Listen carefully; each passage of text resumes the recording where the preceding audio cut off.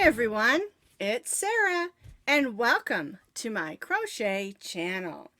Today's video is square 11 of our year-long crochet along, the Grantastic Crochet Along. And we called it Grantastic because we're doing granny squares.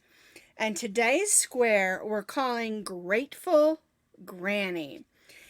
It's kind of an interesting square because we're using chain loops and we're also using V-stitches along with our traditional corners. So it's got some new techniques and some old techniques mixed together.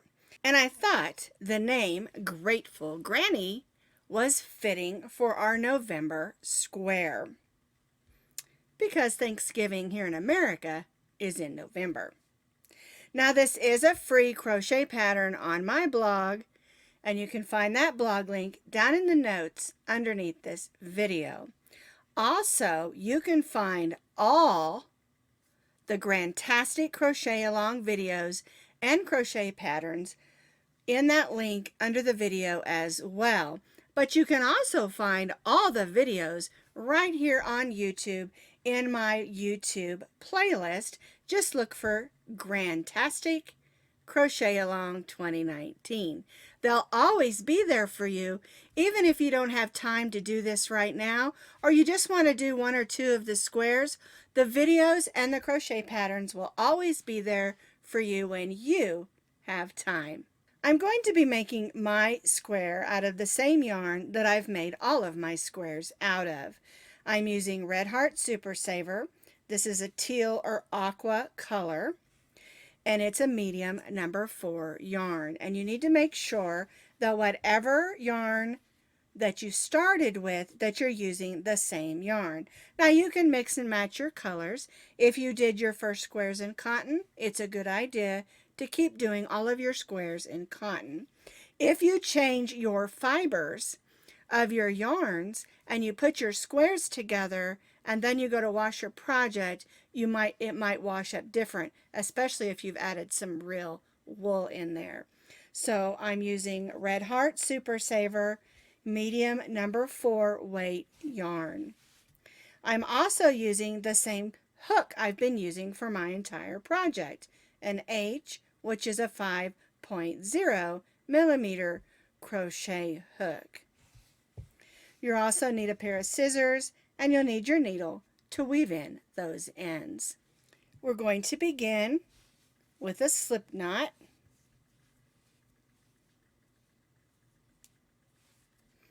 We're going to chain 5.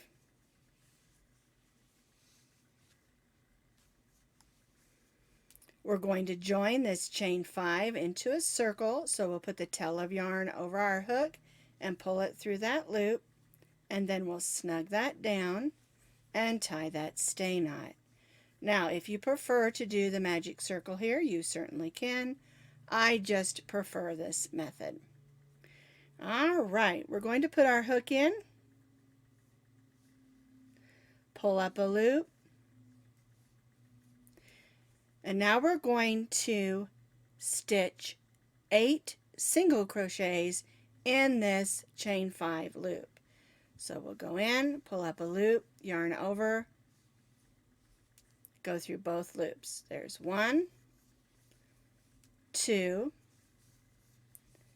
3, 4, and you'll notice I am stitching over my tail of yarn. Whoops. 5, 6, 7, and 8. We're going to join to that first single crochet with a slip stitch, and then we're going to chain 6.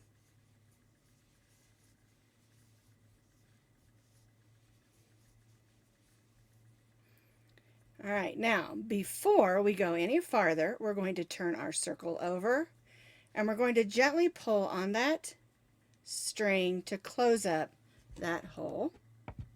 We'll go ahead and take our needle thread that in there. There we go. Flatten that out a little bit. And we have to weave this end in anyway, so we'll just go ahead and weave this in back and forth, going through the fibers of the yarn. Looks like I got a hangers on her there. We'll go ahead and clip both of those. It's not going to hurt anything. And that's the way that row 1 should look. 8 single crochets, chain 6. For row 2, we already have our first chain 6. We're going to skip our next single crochet and single crochet in the next. And then we're going to chain 6.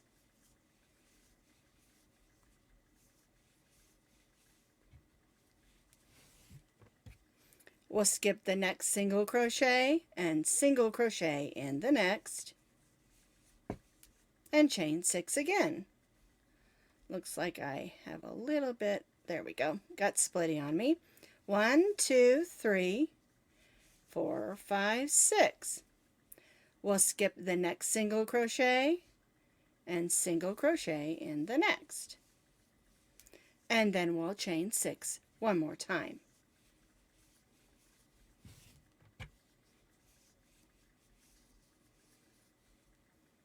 We'll skip the next single crochet and we'll join with a single crochet to that last single crochet.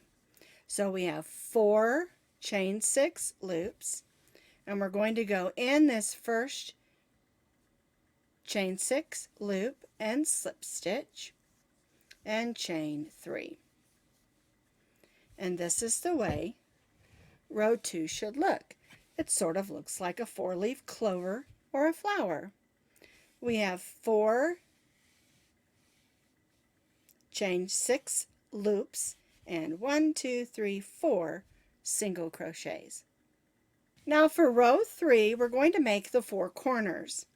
Our chain 3 here counts as our first double crochet. So we're going to double crochet 2 more times, yarn over, go in, pull up a loop, yarn over, go through the first 2, yarn over, and go through the second 2. We're going to chain 2, and then we're going to stitch 3 more double crochets in this chain 6 loop.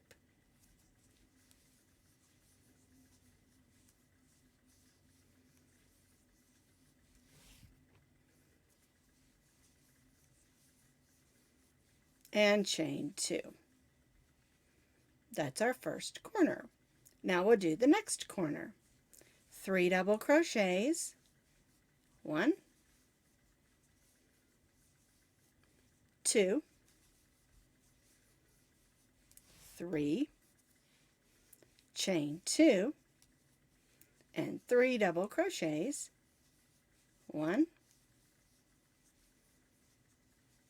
2, 3,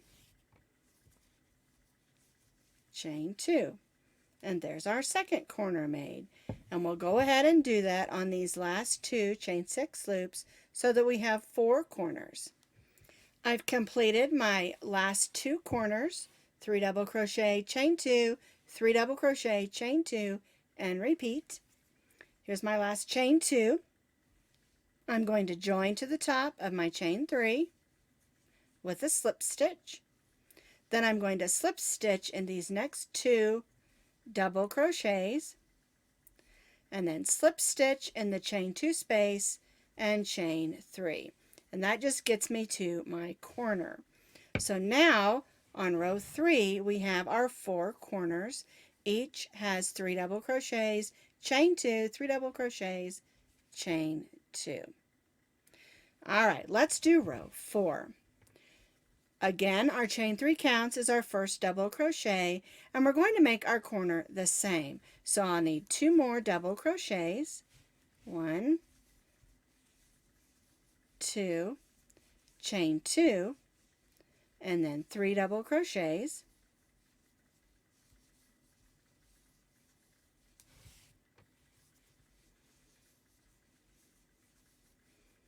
and chain 2. Now we have a chain 2 space on the side, and in this chain 2 space we're going to stitch a V-stitch. So that is a double crochet, chain 1, double crochet. And see how that makes a V? Double crochet, chain 1, double crochet. Then we'll chain 2 and we'll do our corner, 3 double crochets,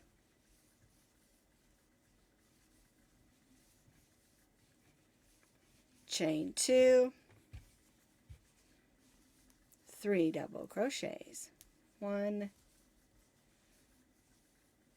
2, and 3, chain 2. That brings us to that chain 2 space again on this side, and so we're going to stitch a V-stitch. Double crochet, chain 1, and double crochet. And then we'll chain 2. And that's the way that this row will work. We'll do the corner, 3 double crochet, chain 2, 3 double crochet, then we'll chain 2 and stitch that V-stitch. That is a double crochet, chain 1, double crochet, and then chain 2. And then we'll repeat that on these two sides as well.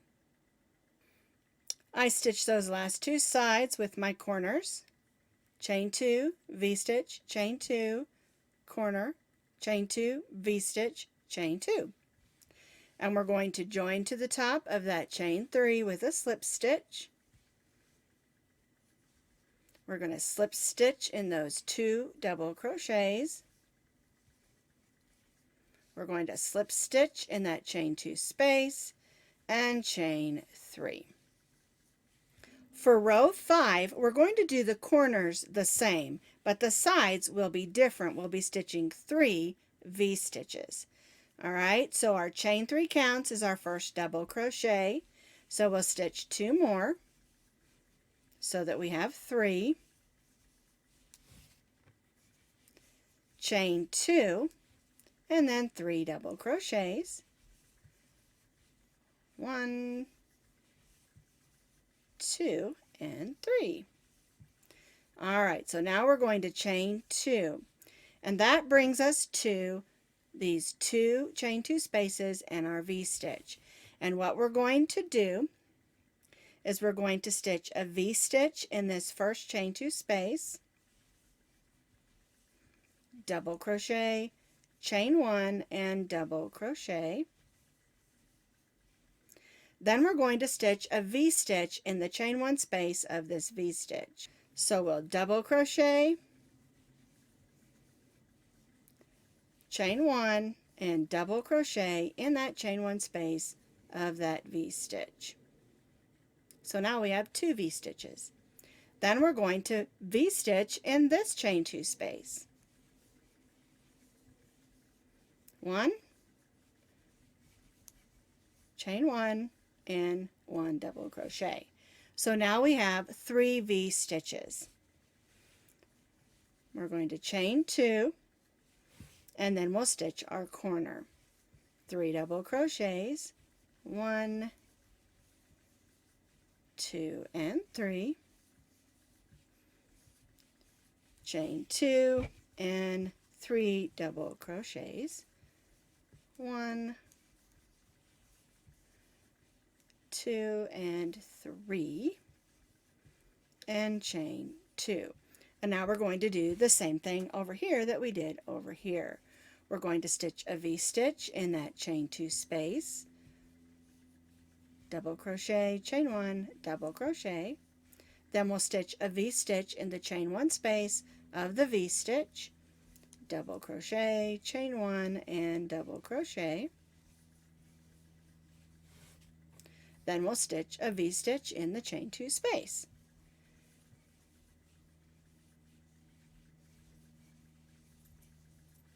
And then chain 2.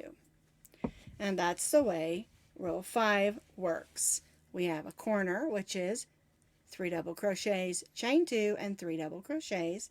Then we chain 2, V-stitch in the chain 2 space, V-stitch in the chain 1 space of the V-stitch, V-stitch in the chain 2 space and chain 2, and repeat on these last 2 sides. So I've completed row 5, stitching my corners, my 3 V-stitches, chain 2, 3 double crochet, chain 2, 3 double crochet, chain 2, my 3 V-stitches, chain 2. Alright, so now what we're going to do is we're going to join